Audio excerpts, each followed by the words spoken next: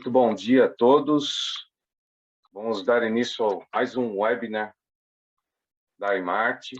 Quero aqui agradecer em nome da Imarte. Meu nome é Valdir Jacinto. Quero agradecer em nome da Imarte a presença de todos aqui hoje. O nosso webinar é sobre IBM Safer Payments, prevenção a fraudes em tempo real para todos os tipos de sistemas de pagamento. Hoje, quem fará a apresentação é o Wilton Sérgio Pereira da Silva, diretor da Imarte. Vamos falar, nosso webinar é uma abordagem cognitiva e revolucionária no combate a crimes e fraudes. Como falei, conosco já está aqui o nosso diretor, Wilton Sérgio Pereira da Silva. Bom dia, Wilton. Tudo bem? Bom dia, Valdir. Tudo bom? Tudo bem. Então, eu vou apresentar aqui primeiro o nosso primeiro palestrante, o Guto Almeida, Payments and Financial Crimes Executive, Sales Head for Watson Financial Service Solution da IBM. Ele é especialista em meios de pagamento, com vasta experiência na introdução de novas tecnologias em pagamentos.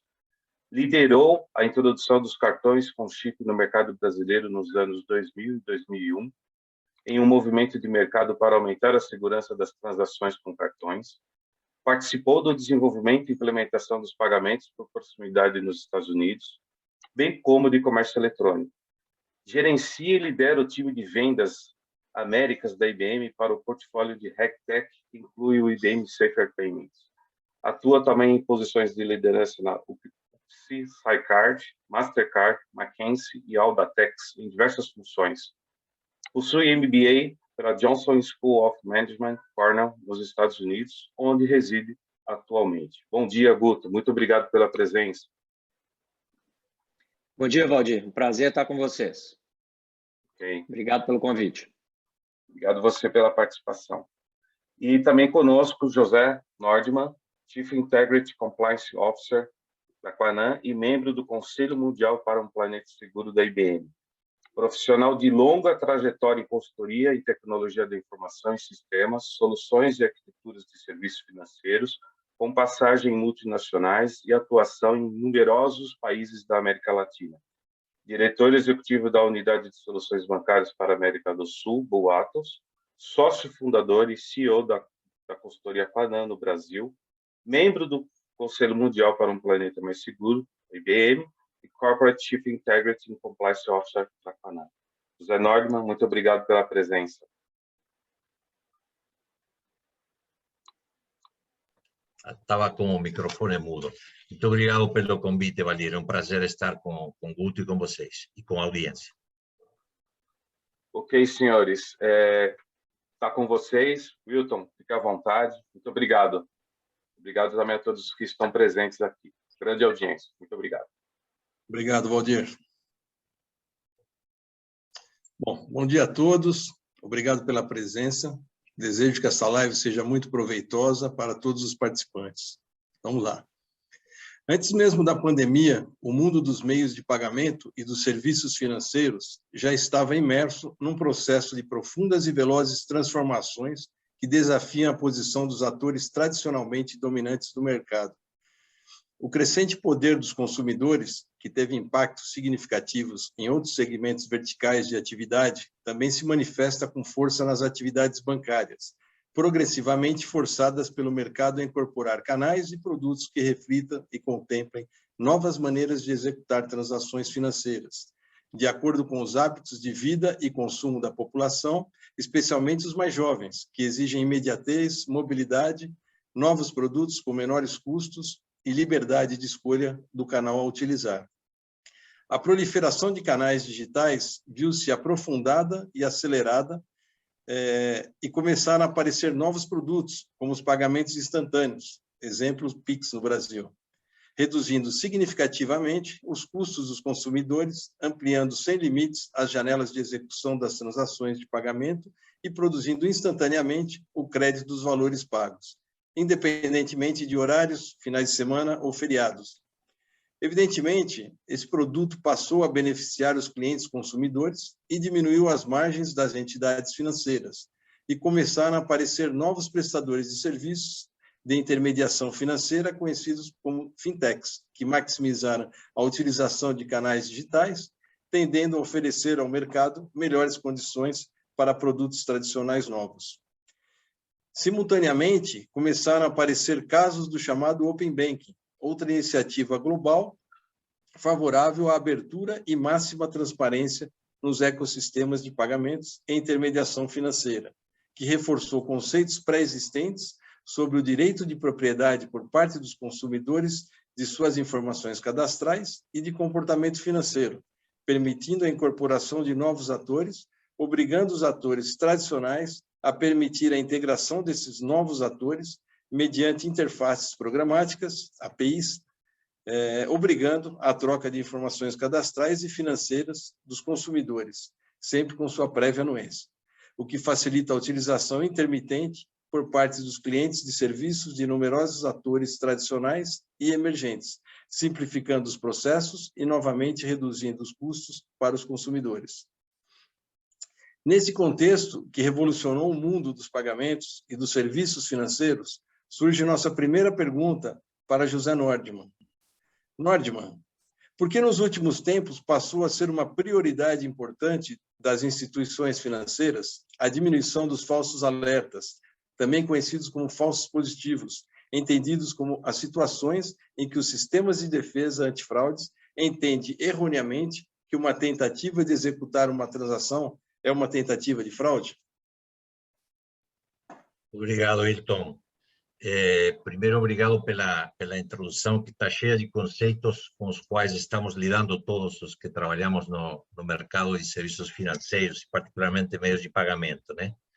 E, efetivamente, a redução das taxas de falsos positivos ou falsos alertas, que você acaba de descrever corretamente, né, tem tudo a ver com esse fenômeno, essa nova realidade no universo dos serviços financeiros, né? Efetivamente, o aumento da quantidade de transações financeiras de pagamento efetuadas através de canais digitais agudizou ainda mais a necessidade de as processadoras de pagamento contarem com processos cada vez mais rápidos e cada vez mais seguros. Isso, combinado com as novas modalidades de relacionamento com os clientes, né, que progressivamente estão sendo orientadas e determinadas pelos hábitos de vida e consumo da população, principalmente a população mais nova, como você mencionou, né? Os clientes cada vez mais impõem às entidades financeiras que liberem produtos com essas características de vida e consumo. Por exemplo, a imediatez, né? É tudo para ontem, a mobilidade, né?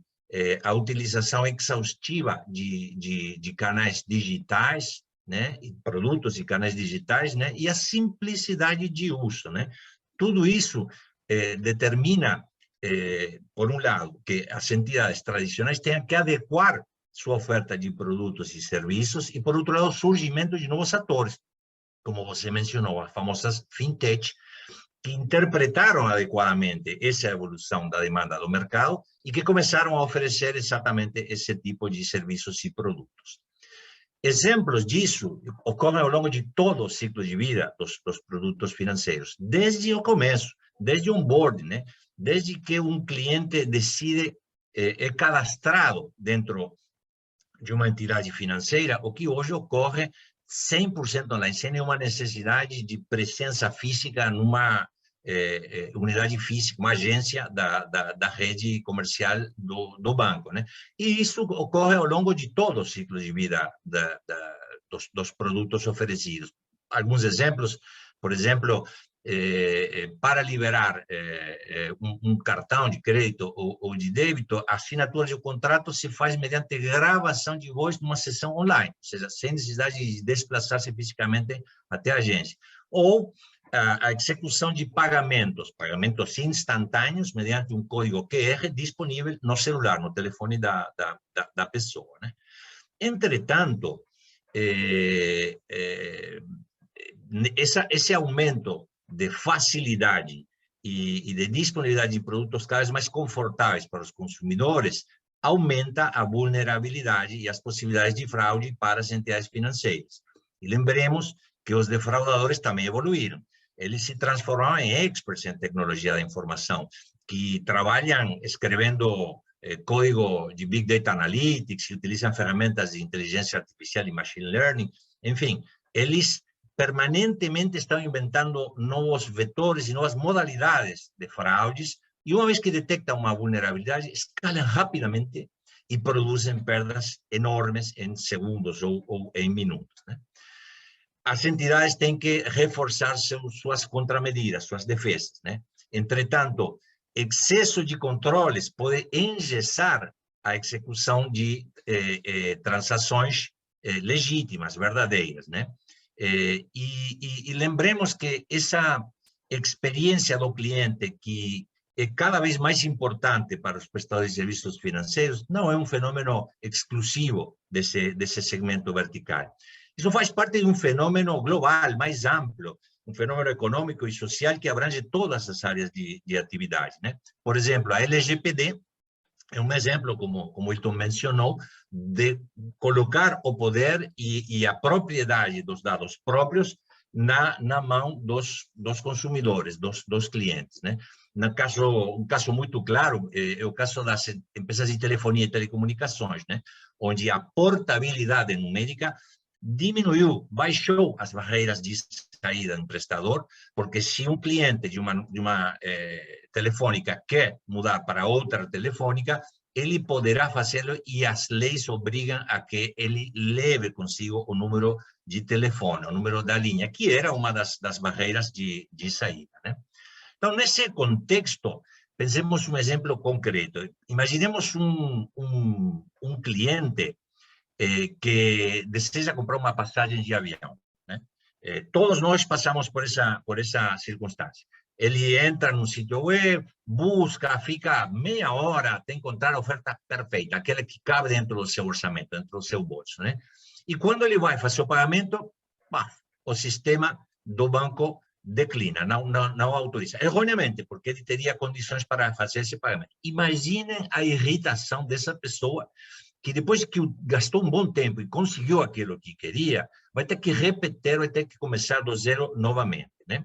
Então, não é que essa seja uma situação nova para os bancos, né? Os bancos sempre se preocuparam com a necessidade de fidelizar e reter os clientes e de captar novos clientes dos seus concorrentes ou novos usuários do sistema financeiro, né? O que ocorre agora é que essa baixa das barreiras de saída determina que esse fenômeno de migração de um banco para outro, de um prestador para outro, seja cada vez mais fácil. Ou seja, esse fenômeno de churn, de mudança entre prestadores, é um desafio e uma ameaça muito importante para todos os bancos, chegando praticamente a caracterizar um fenômeno de tormenta perfeita, né? Combinemos, por exemplo, a insatisfação de um cliente que recebeu um falso positivo, ou mais de um falso positivo, né? Com essa facilidade de migrar para outro prestador, uma fintech, né? E com o fato de que essa fintech oferece a ele produtos melhor adequados a seus hábitos de vida e consumo, né? Então, justamente um fator de diferenciação competitiva própria das soluções de terceira geração, como o IBM Safer Payments, é que permitem parametrizar para graduar o nível de serviço que se deseja com relação aos falsos positivos, né? O IBM Safer Payments, por exemplo, anuncia abertamente que ele pode reduzir a taxa de falsos positivos, né? E a maioria das instalações, efetivamente, apresentam taxas de falsos positivos do tipo 1 para 3, né? Vejamos um par de exemplos reais, né? Por exemplo, o switch nacional de pagamentos da França, a STEC, né? Ela declara publicamente, não sou eu que estou dizendo, são eles que anunciam ao mercado, que eles trabalham, por exemplo, na época em que publicaram isso, com 10 bilhões de transações por ano, 10 mil milhões de transações por ano, com picos sustentados de 4.000 transações por segundo, economias por fraudes evitadas superiores a 1 bilhão de euros e taxa de falsos positivos de 1 para 1. É a STEC que anuncia isso, esse grande ator europeu. Outro exemplo norte-americano, a FIS, uma processadora norte-americana, que anuncia que depois de evoluir do seu sistema de segunda geração para IBM Safer Payments, ele aumentou o índice de detecção em 72%, diminuindo ao mesmo tempo a taxa de falsos positivos em 90% com relação ao que ele tinha anteriormente. Então, é isso, Hilton. Obrigado, Nordman. Guto, você tem algo a acrescentar? Algum comentário a fazer? Não, só para mencionar, né, que o que nós estamos lidando no dia de hoje, né, é um movimento, como o Nordman falou, que já vinha acontecendo, né, de digitalização e os hábitos pessoais, né, dos mais novos, exigindo uma atividade financeira mais próxima do hábito dele de mandar WhatsApp, de se relacionar digitalmente, né? E que com a pandemia, o que aconteceu foi que a adoção foi muito grande nas outras camadas, o que naturalmente não aconteceria, né? A camada mais madura da sociedade, eu acho que ela tenderia a segurar mais como a forma de trabalhar serviços financeiros era feito no passado, e acabou que acelerou demais esse processo. E endosso tudo que o Norman falou.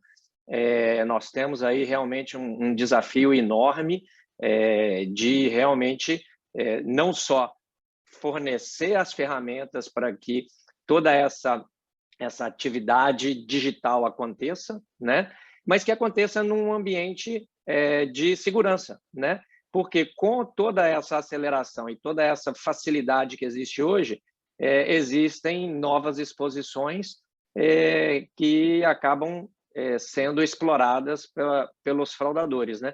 E as organizações, as instituições financeiras têm que reagir de uma forma muito rápida para cercar essas exposições sob o risco de retrocesso, né? Então, nós vamos falar mais, acredito, nessa discussão hoje, porque nós vamos explorar a PIX um pouco mais, mas o risco é a gente realmente experimentar, começar a evoluir e ter que retroceder. Mas, mais uma vez, falso positivo é transação genuína que não deveria estar sendo parada. Tem gente na indústria, e aí é um fato novo, né, que o Norman não mencionou. Tem gente na indústria mundial que arrisca dizer que as perdas por parar transações legítimas são maiores, inclusive, que as perdas com as fraudes que ocorrem, né? Então, esse tema é um tema extremamente nebuloso, ninguém gosta de falar de fraude abertamente, só se fala de fraude quando forçado pelo regulador, mas, assim, alguns players de mercado falam dessa forma, e eu acho que a gente tem que realmente focar em combater falso positivo. Como que a gente reduz para um nível que mantém a experiência do cliente e não gera muito atrito, porque todo mundo quer pagar os seus compromissos com a experiência do Uber, né? Que é aquele negócio, nem vi que paguei. Paguei e nem vi que paguei. Eu sei que paguei, mas nem vi que paguei. Ou seja, uma experiência totalmente sem atrito. Legal. Obrigado, Guto. Vamos lá. Continuando. O Nordman acabou de descrever movimentos nos mercados de serviços financeiros mundiais que transformaram significativamente o contexto e as características dos serviços de pagamento, assim como as formas de entrega de tais serviços. Perguntamos agora ao Guto Almeida se poderia comentar sobre a forma em que aconteceram esses movimentos em outros mercados, descrevendo como se deu a adoção de novas tecnologias para o combate às fraudes em tempo real. Ok. Bom, o movimento que o Norman descreveu no início, até o Wilton mencionou como contexto, né? Ele é um movimento global. Não existe, os mercados hoje estão totalmente integrados. O que acontece é que alguns mercados lideram e acaba puxando aquele movimento, e o movimento ele se espalha globalmente. Essa necessidade, essa inquietude de fazer com que transações bancárias fossem mais rápidas e menos onerosas para o consumidor, começaram lá atrás na Inglaterra em 2008. 2008, veja bem, o iPhone é de 2007, né? O primeiro iPhone, né? Então, em 2008, na Inglaterra, eles lançaram o Fast Payments, né? Que era o objetivo do que nós hoje conhecemos no Brasil como Pix, né? Você poder transacionar 24/7 e você poder fazer essas transações em até 10 segundos, tá? E a liquidação irrevogável do jeito que a gente tem hoje no Brasil.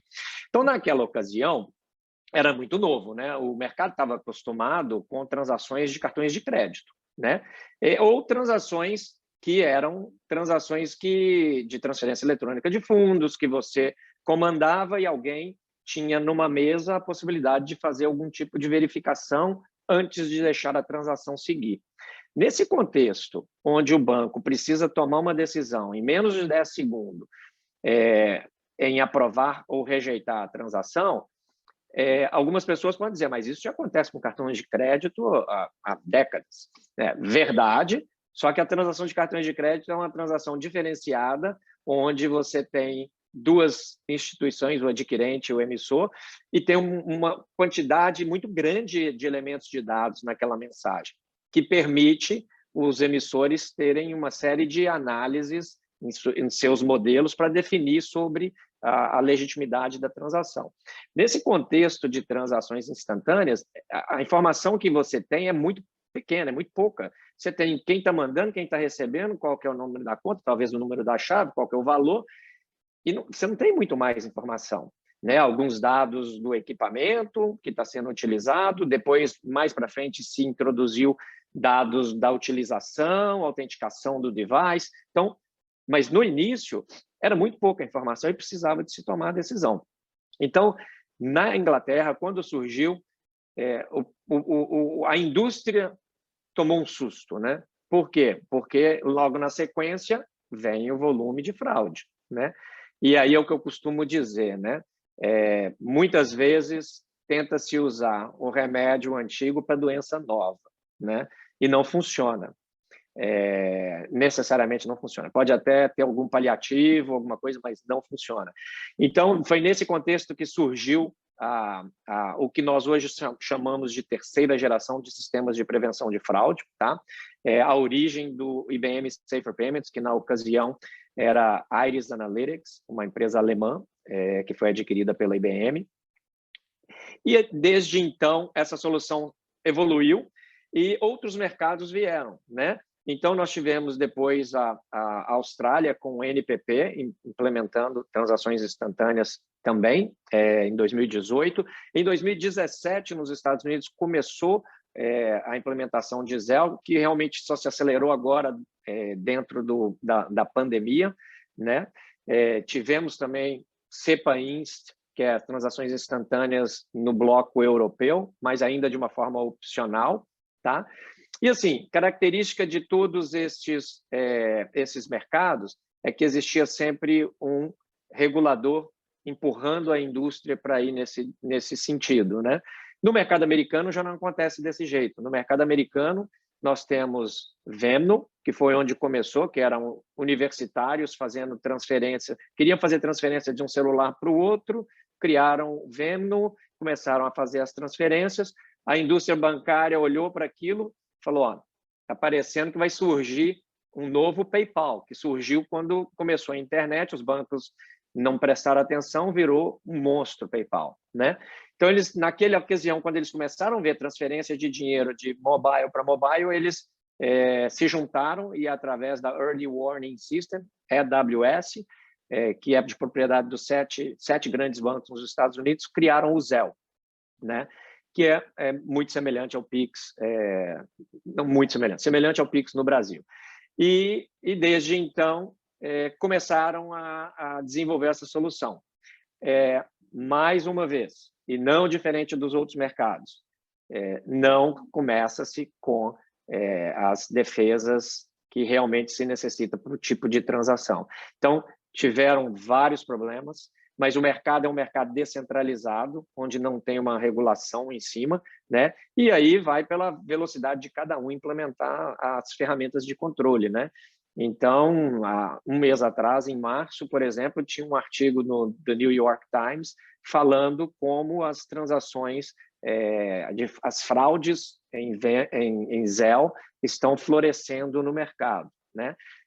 O Norman mencionou o exemplo da FIS aqui nos Estados Unidos, com redução de 72% em prevenção à fraude e redução de falsos positivos da ordem de 90%. Isso sob um portfólio de prevenção à fraude em Zelle. Mas o mercado é muito grande, nem todo mundo vai nessa direção e a gente continua vendo as fraudes florescendo.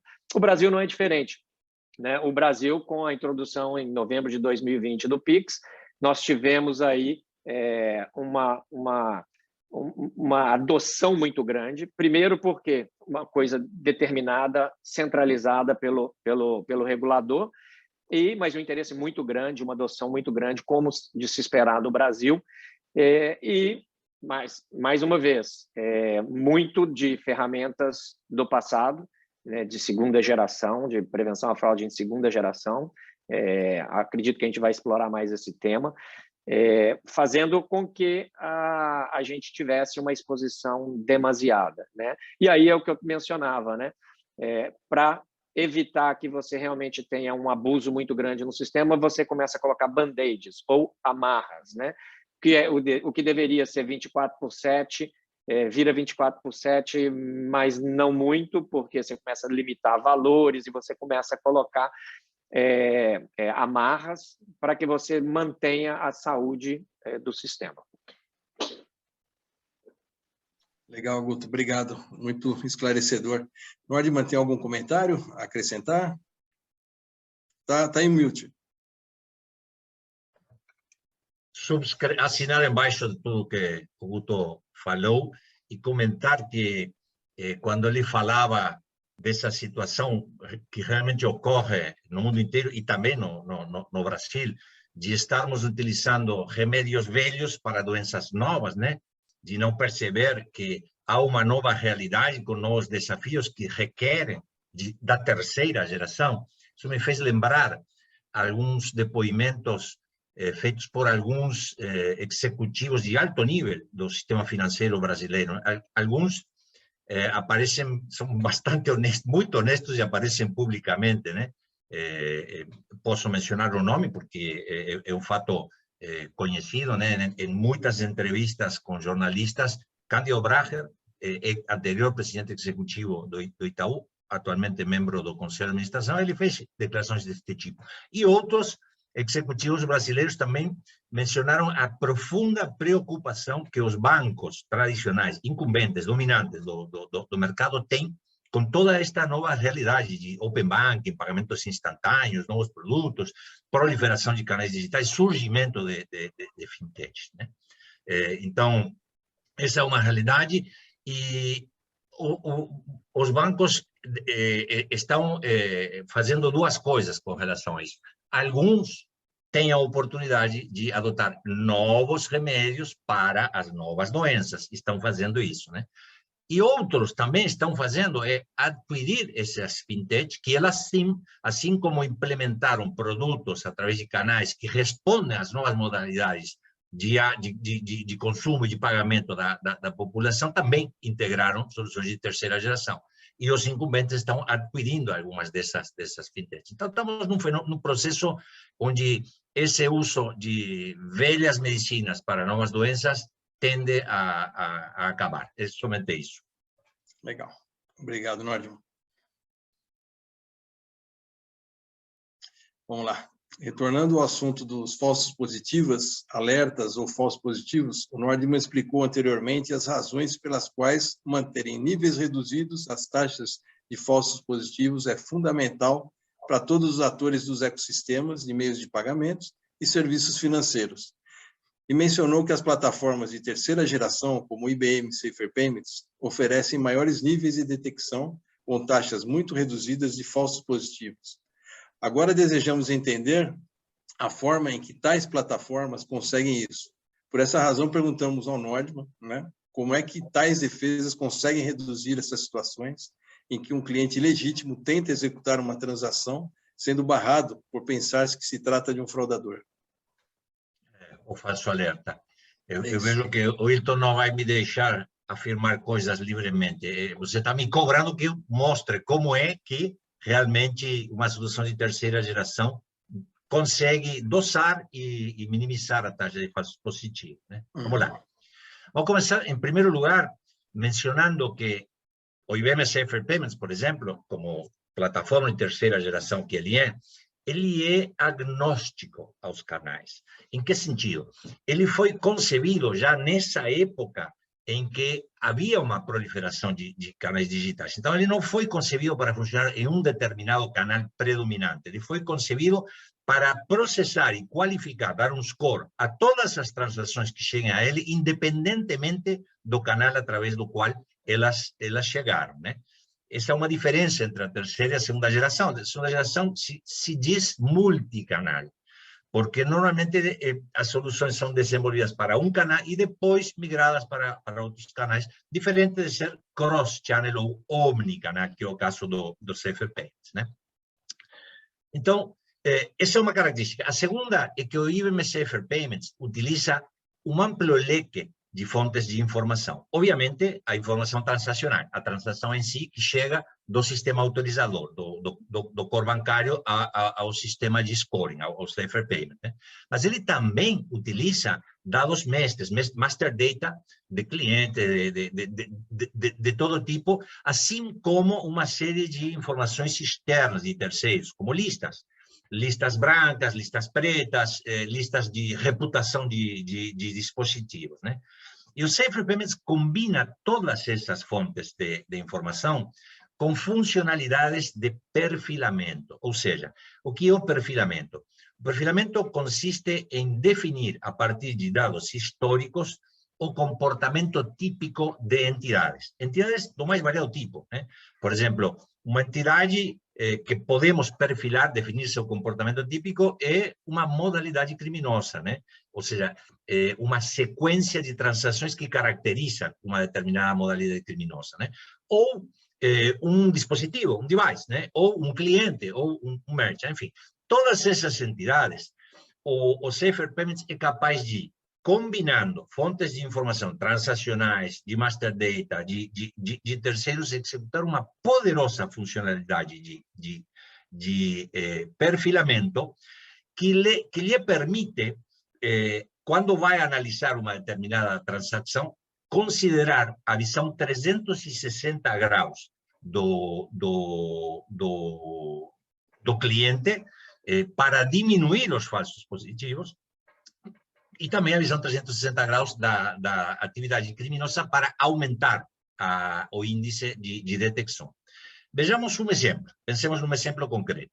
Um cliente de um banco brasileiro, que o banco brasileiro recebe uma solicitação de autorização de uma transação que vem de um endereço IP do Japão, corresponde a um cliente cujo comportamento histórico habitual é de fazer transações de pagamento somente no Brasil, né? Normalmente, uma solução de segunda geração declinaria essa transação, barraria essa transação e não permitiria, sem prejuízo de fazer uma pesquisa, alertar o cliente, etc, etc, né? Já uma ferramenta como Safer Payments verificaria, através dessa visão 360 graus omnichannel, ou seja, através de todos os canais com diversas fontes de informação, verificaria, por exemplo, que alguns dias antes, esse cliente executou uma transação de pagamento online, né, com débito à conta corrente, por exemplo, né, de um merchant que era uma companhia aérea, uma aerolínea. Também verifica que no dia anterior, esse mesmo cliente efetuou uma operação de saque num caixa automático, ou num device, com endereço IP do Japão, com cartão presente, ou seja, com garantia de um processador de segurança introduzido, além da identificação, ele fez um saque. Moral da história, a ferramenta de terceira geração aprova, evitando um falso positivo.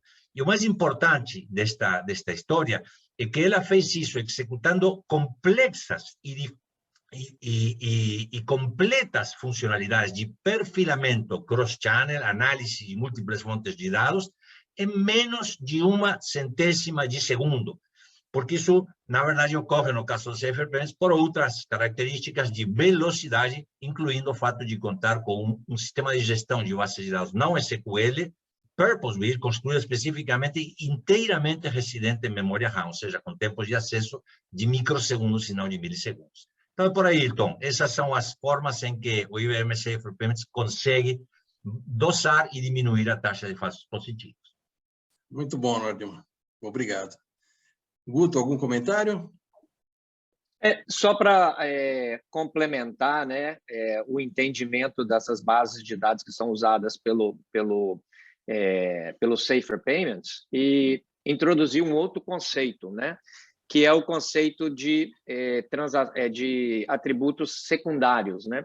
Como o Norman mencionava, quando a transação ela está passando em tempo real, o Safer Payments ele utiliza dados primários da transação, né, que são utilizados basicamente pelas soluções das bandeiras, né? As bandeiras não têm dados adicionais do cliente, por exemplo, né? Eles só usam os dados da transação, né?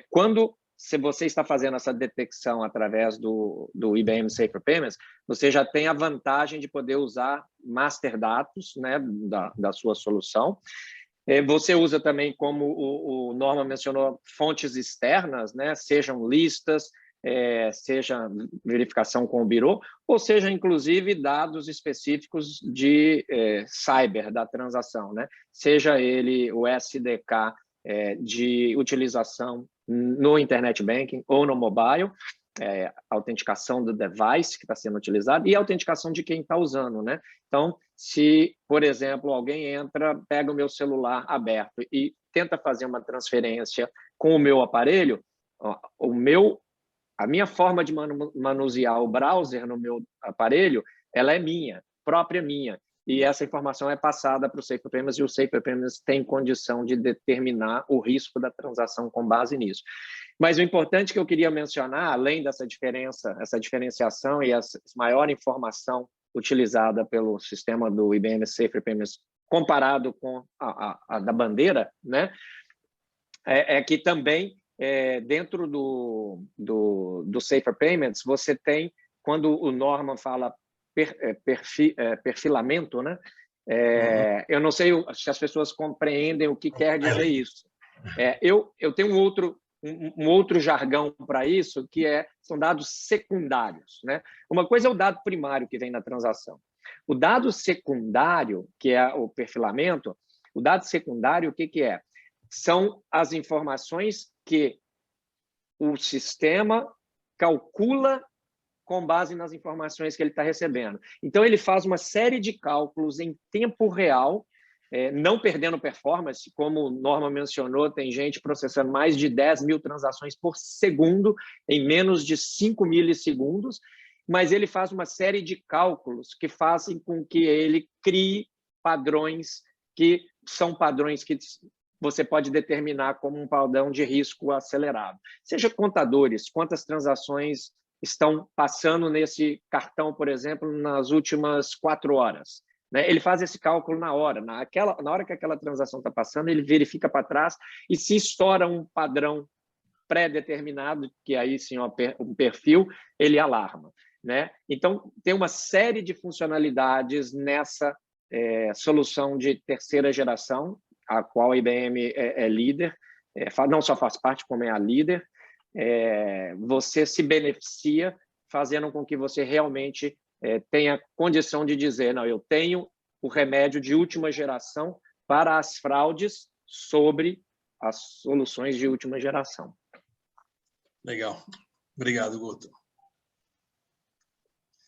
Bom, continuando. Entendemos que uma das características da geração anterior de soluções antifraudes, ou seja, a segunda geração, é o conceito de caixa preta, entendido como que os analistas das instituições financeiras, clientes dos fornecedores de tais soluções, não têm acesso a visualizar e menos ainda de complementar as regras contidas nos modelos gerados por essas soluções, que se entrega na forma de uma caixa preta. É conhecida a recomendação de alguns fornecedores, né? Confie no score, mesmo que não seja possível saber como será calculado esse score. Vimos que a nova geração, a terceira geração, da qual o Safer Payments é representante principal, mudou radicalmente esse conceito, oferecendo-se como uma plataforma transparente ou de caixa branca, em que os analistas dos bancos podem visualizar e até complementar as regras dos modelos antifraude em execução. Perguntamos novamente ao Guto se poderia explorar esse conceito de caixa branca, assim como as possibilidades de simulação antes de colocar em produção novos modelos contendo novas regras. Vamos sim. Antes de falar da caixa branca, vamos melhor descrever o que é a caixa preta, né? Para a gente poder entender a diferença. A caixa preta, basicamente, o que é, né? São os cientistas de dados que vão até a instituição financeira, pegam os dados da instituição financeira, vão para o laboratório, misturam com dados diversos do mercado, né? E aí criam a ideia de dados consorciados, tá? E criam uma rede neural onde ele tem um programa, tá? Que ele cria comportamentos esperados como normais para aquele mercado e para toda aquela população, né? Então, vamos lá. O ser humano é feito de hábitos, né? Só que, felizmente, nossos hábitos são semelhantes, mas não são necessariamente iguais. Então, o que acontece é que, nesse contexto de caixa preta, as instituições financeiras recebem do fornecedor um modelo que eles implementam na sua produção, e este modelo, com base nas transações que passam, ele começa a alarmar se a transação está dentro do que os modelos criaram como padrão ou não, né? Então, assim, invariavelmente, vai ter muito falso alerta. Por quê? Porque não é feito sob medida para o Guto, não é feito sob medida para o comportamento do Norman, né? Então, daí cria-se todo a enxurrada de falso positivo e a deterioração do nível de serviço. O pior, né? Se eu tenho uma transação negada e ligo para o meu banco, na central de atendimento, mas por que negou a minha transação? O analista não vai saber, porque deu um código, o código manda negar, está negado, não vai saber. E essa não é esse não é o momento da indústria e do mundo, né? Hoje em dia, todo mundo tem informação à mão e todo mundo quer saber o porquê, né? Em especial a nova geração, que está acostumada a ter tudo às claras e vendo tudo que se passa, né? Então, é nesse contexto que nós aceleramos e vamos para a terceira geração, da qual o IBM Safer Payments faz parte, mais uma vez. Qual que é a grande diferença, né? A grande diferença é que esses modelos são criados no seu ambiente e sob as suas bases, né? Então, existe uma discussão teórica como o que é melhor? A detecção indireta, criada pelos modelos consorciados, né? Ou a detecção direta, criada pelos modelos residentes, que olham a sua base de negócios e, portanto, os comportamentos específicos do seu portfólio, né? Então, nesse contexto, no IBM Safer Payments, você faz a detecção direta, portanto, eu pego o comportamento específico do meu portfólio, né? O analista de fraude, que é o estrategista, ele não só tem acesso a todos os atributos que são utilizados no modelo, como o sistema ajuda ele a gerar regras automaticamente, e ele consegue simular essas regras antes de colocar na produção, além de utilizar capacidades da ferramenta que definem o nível de serviço que ele quer ter. Ou seja, eu quero privilegiar detecção a detecção muito alta, eu começo a aumentar um pouco o falso positivo. Ou seja, você utiliza o machine learning da ferramenta para definir qual que é o nível de serviço que você quer. E você faz a simulação antes de colocar na produção. Então, antes de você promover uma regra para a produção, você sabe qual que é o impacto que isso vai causar com base no histórico que você tem na sua plataforma.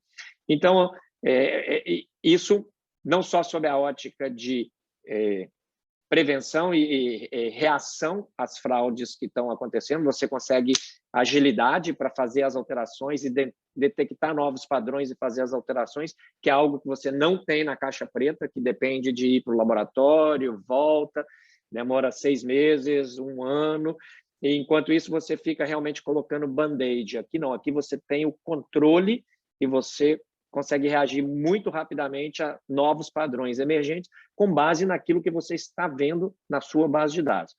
E você pode também, se você é da escola de pensamento que acha que mais dados consorciados são melhores, você pode também importar outras bases e utilizar em combinado com o que você tem no seu portfólio, mas não baseado em uma persona que é criada e que você precisa utilizar como padrão para toda a sua atividade. Um exemplo tem modelagens de negócio que são feitas com base no comportamento do consumidor no Sudeste brasileiro. Coloca esse modelo para rodar no Nordeste ou para rodar no Sul. O que vai acontecer? Falso positivo para todo lado. É realmente uma solução temerária para os dias de hoje, né? Então, assim, a caixa branca te permite visibilidade não só quando você está construindo, quando também, se você tiver uma transação alarmada, se o cliente te ligar, o analista vai ter na tela qual foi a regra que foi disparada que alarmou aquela transação e, eventualmente, você vai ter a informação, você vai poder falar com o cliente. Não sei se você vai querer, mas você vai poder falar com o cliente, o senhor teve a transação negada porque o senhor está fazendo transações com muita velocidade, o senhor já fez 10 transações em 5 horas, então o nosso sistema de fraude detectou um comportamento atípico, por isso que o sistema parou sua transação. E faz os cheques que tem que fazer e depois libera novamente, se for o caso, ou para, se for fraude. Legal, obrigado, Guto. O Nordman levantou a mão aí, eu acho que tem algum comentário a fazer. Sim, eu queria complementar também, mencionando que esse conceito de caixa branca do IBM Safer Payments e das soluções de terceira geração é parte de um outro conceito mais abrangente, que é o conceito de solução verdadeiramente cognitiva. O que é isso? É uma solução que combina eficientemente motores de detecção e de prevenção da mais diversa origem, né? As soluções de terceira geração não são ferramentas só, elas incluem ferramentas e são plataformas que permitem o trabalho no motor de decisão, o trabalho conjunto de diferentes motores de prevenção e detecção, né? Então, e esses motores são as únicas formas de se trabalhar com Big Data. Estamos falando de 4.000 transações por segundo, 10.000 transações por segundo, 10 bilhões de transações anuais, volumes gigantescos que nenhum ser humano, nenhum analista ou investigador seria capaz de gerir, né? Então, para isso existem essas ferramentas automatizadas, né? Um leque de motores de detecção e prevenção.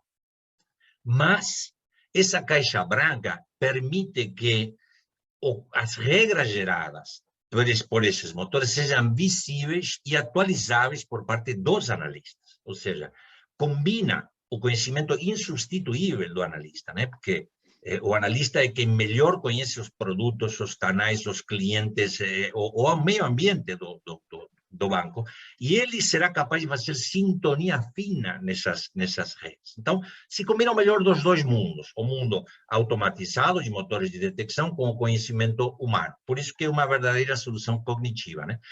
E eu sempre digo isso, o controle do processo.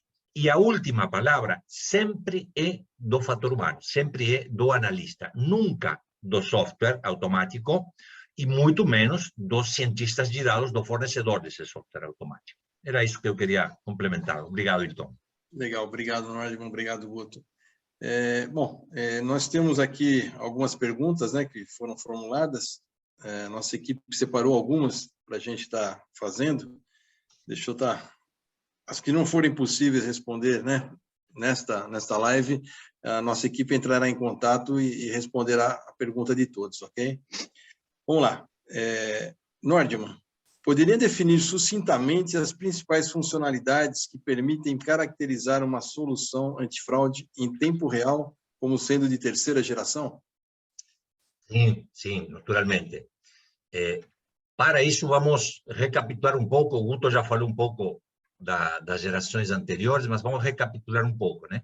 O que é primeira e segunda geração para entender quais são as características diferenciais da terceira geração. Primeira geração foi a primeira, foram as primeiras soluções ou medidas antifraude que existiram, né? Basicamente consistia em aplicações codificadas, escritas, baseadas em regras de negócio, escritas pelos analistas, né? E fundamentalmente nasceram para combater fraudes em cartões de crédito, na época do auge do cartão de crédito.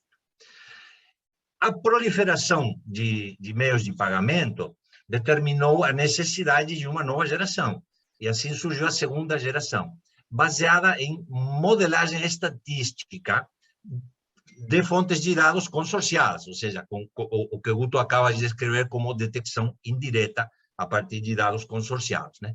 Em forma de caixa preta, ou seja, são os cientistas de dados do fornecedor que vão para o banco, pegam a informação histórica e criam uma rede neural, normalmente são redes neurais, né? Que, obviamente, o que aconteceu com essa segunda geração é que aumentou significativamente o índice de detecção, né? Mas, consequentemente, aumentaram também, ou se mantiveram muito elevados, os índices, as taxas de falsos positivos. Por essa razão, de detecção indireta, com fontes de dados consorciadas, né? A outra característica da segunda geração é, como está descrito aí, a enorme dependência do fornecedor, falta de independência do banco para definir suas regras, visualizar suas regras em modalidade de caixa branca e combinar o conhecimento dos motores de detecção com o conhecimento humano. Para resumir, o que acrescentou a terceira geração? Basicamente, 4 coisas. Em primeiro lugar,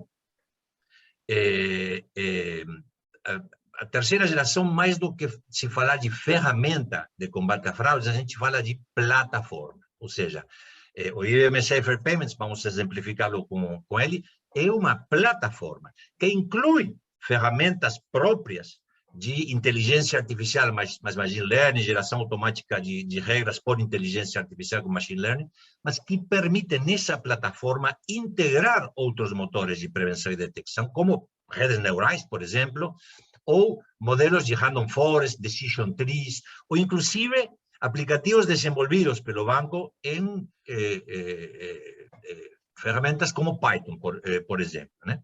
O conceito é que é mais ferramenta do que plataforma, porque o conceito é que não existe bala de prata para combater as fraudes. É necessário combinar uma série de motores e de analistas para combatê-los. Em segundo lugar, já mencionamos que tem que ser uma solução cognitiva, ou seja, a terceira geração, diferentemente da segunda, é uma solução cognitiva que combina esses motores automáticos com o conhecimento humano.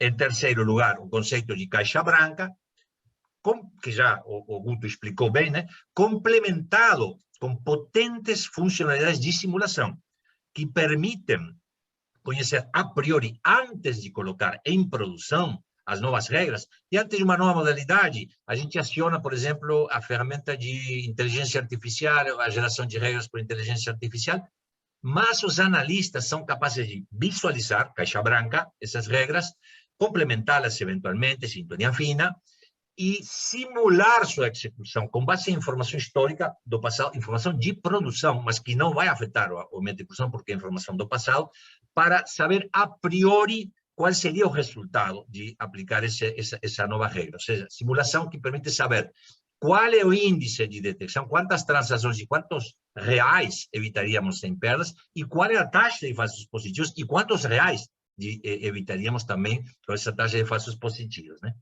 E, finalmente, a quarta característica é a possibilidade de fazer modelagem de perfis cross-channel, ou seja, esse conceito de cross-canalidade mais do que multicanalidade. Basicamente é isso.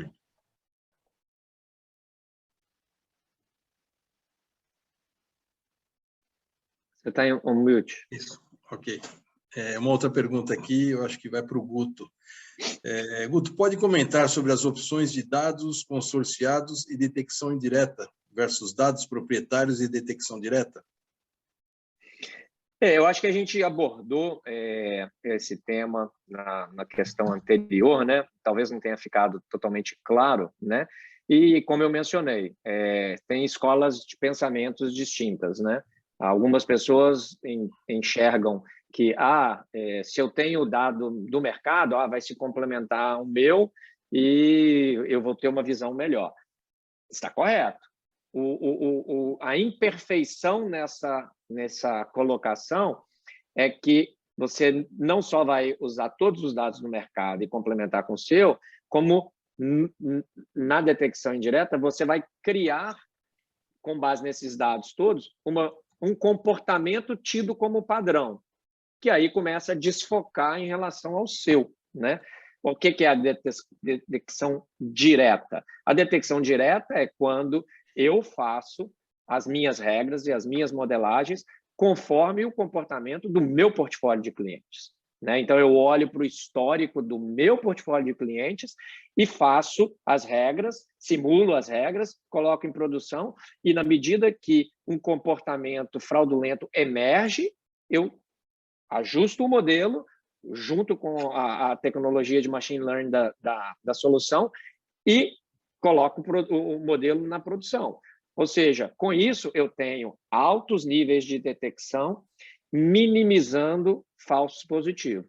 Mas, assim, existe toda uma discussão teórica com relação à detecção indireta, modelos consorciados, detecção direta, feita diretamente na sua base de dados.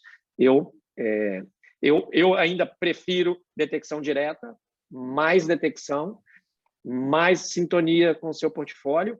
E, se você for realmente estiver interessado em ter algum dado que é externo, a ferramenta também você pode trazer para dentro de casa. O importante é que os comportamentos que você vai emular sejam os comportamentos da sua base de clientes, e não um comportamento com base num público que não reflete necessariamente o comportamento dos seus clientes. Legal. Obrigado, Guto. Nosso tempo aqui está quase se esgotando, mas... Oi, Valdir. Oi. Pode falar. Tem mais duas perguntas aqui, eu acho que eu posso lê-las e... Só um minutinho, tem mais uma aqui, Valdir. Tá bom. Que estava na minha... O pessoal tinha classificado aqui para mim. Vamos perguntar aqui. Aí depois você pode colocar. Quais são as tendências de mercado observadas no que tange à atualização dos sistemas atuais de prevenção a fraudes? Guto, poderia responder? Então, muito rapidamente, né? O que a gente vê aí é o mercado indo numa direção de sair de soluções de silo, né? É muito simples hoje a gente olhar para trás e falar: você está trabalhando com soluções em silo, mas que absurdo, você não tem cross-canalidade, você não vê o cliente 360. É muito simples você falar isso sentado hoje, olhando para trás. No momento em que foram construídas aquelas soluções, era o que estava disponível. O fato é que, com toda essa aceleração e toda essa exposição que existe hoje, existe uma necessidade de fazer essa mudança, né? Então, quando a gente olha para grandes players, existe uma situação complexa de fazer toda uma transformação. Mas, ainda assim, a gente vê como tendências alguns bancos indo nessa direção. Então, nós temos clientes no Canadá, nós temos clientes na Austrália, clientes na Europa, fazendo este movimento de implementar uma ferramenta de enterprise, que pega todos os canais, inclusive no Brasil também temos. E, normalmente, isso são os grandes bancos fazendo a chamada transformação ou fintechs e bancos digitais que já nascem nesse novo mundo, onde eles têm o entendimento de que eles precisam de uma ferramenta que vê o comportamento 360. Legal, obrigado, Guto. Valdir, quer fazer? Muito rapidamente, antes do Valdir, eu sei que estamos acabando nosso tempo, né? Mas eu queria comentar que, com relação a essa questão de... A gente fala, por exemplo, no sul da América Latina, que é muito fácil comentar o jogo do domingo com o jornal da segunda-feira, né? Como falou o Guto, né? Isso me fez lembrar também uma coisa que eu acho interessante, que é uma frase breve de um político uruguaio, contador Enrique Iglesias, que foi chanceler do Uruguai, foi presidente do BID, do Banco Interamericano de Desenvolvimento, e hoje é presidente de uma organização ibero-americana.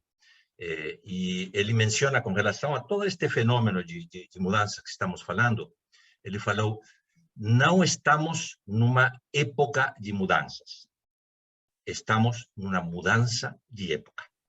Essa é a realidade e dessa forma é que temos que enxergá-la para definir nossas políticas em matéria de segurança, proteção e combate a fraudes em tempo real. Só isso. Muito obrigado. Obrigado, Nordman.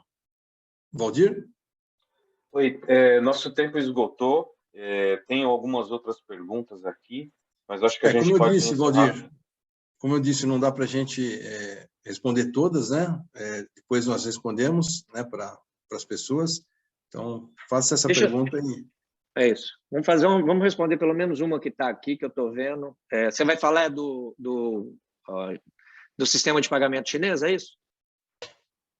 Pode ser, Guto. Fica à vontade, se quiser responder. Você quer ler a pergunta para todo mundo acompanhar? Claro, claro. Como vocês observam o avanço de novos meios de pagamento, como SPIC, Sistema de Pagamentos Internacional Chinês, concorrente do SWIFT, e também o China UnionPay, concorrente da Visa e Mastercard? Acreditam que pode haver problemas na prevenção ou monitoramento a fraudes nesses sistemas, uma vez que adotam um padrão diferente do ocidental?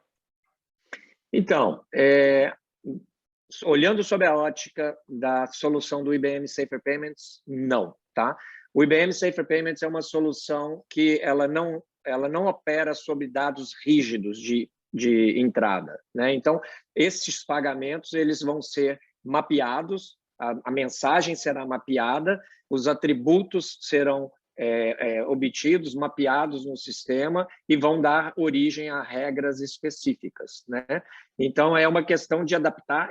Para ser sincero, eu não conheço o perfil da mensagem desse meio de pagamento, mas para a gente é simplesmente mais um meio de pagamento que vem a se somar a vários outros, uma vez que o IBM Safer Payments ele é multicanais, né? Ele endereça todos os canais. Mas algumas soluções, eventualmente, que são mais rígidas, elas podem ter algum tipo de dificuldade de se adaptar a este tipo de mensagem. Obrigado, Guto. Então, tem outras perguntas. Essas perguntas que foram feitas aqui durante o evento, nós vamos responder diretamente. Os palestrantes responderão a vocês. Então, senhores, eu vou partir para o encerramento. Se vocês quiserem mandar um recado final, e a gente vai encerrando aqui nosso evento. Fique à vontade, Wilton, Guto e Nordman, para fazermos aqui o encerramento final. Tá? Deixa eu só compartilhar.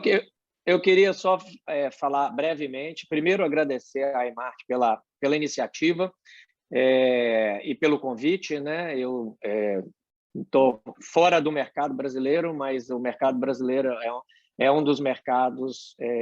Primeiro, é o meu país, né? A gente costuma dizer, né? A gente sai do Brasil, mas o Brasil não sai da gente. E tem uma responsabilidade, claro, sobre vendas no mercado. Então, aplaudo a iniciativa, estou à disposição para engajar com vocês no mercado, compartilhar o máximo possível do conhecimento de outros mercados e, quem sabe, poder realmente trazer para o mercado brasileiro e implementar no mercado brasileiro o que a gente tem de mais moderno e que está sendo utilizado em diversos mercados no mundo afora, inclusive no Brasil. O Safer Payments já está no Brasil, né? Então, a questão agora, acho que é de realmente crescer a base instalada e poder permitir aí os bancos oferecerem uma experiência do cliente adequada. Obrigado. Obrigado, Guto. Muito obrigado pela participação. Obrigado a IMARCH pelo convite. Efetivamente, o IBM Safer Payments tem a sua primeira implementação na América do Sul, né? É um fato conhecido, divulgado, é o Banco Inter, da região sul do Brasil, né? E a gente está trabalhando, o Guto tem a responsabilidade de desenvolvimento do IBM Safer Payments em toda a Américas, né? Ou seja, é América do Norte e América Latina também, então a gente vai se encontrar bastante com Guto. Eu, em particular, trabalho em projetos em toda a América Latina, na região andina, na região sul, no Brasil, especialmente no Brasil, né? Mas, Guto, você vai receber um convite para fazer outra live parecida na Argentina, em breve. A gente está organizando, todo o sistema financeiro da Argentina está com sede de conhecer esta nova realidade. Então, em breve o convidaremos, se pudermos colocar na sua agenda isso, seria ótimo. Muito obrigado a todos e até em breve. Obrigado, Nordman. Obrigado, Guto, mais uma vez. Um ótimo dia a todos. Obrigado a todos, até logo. Obrigado a todos que participaram. Um abraço.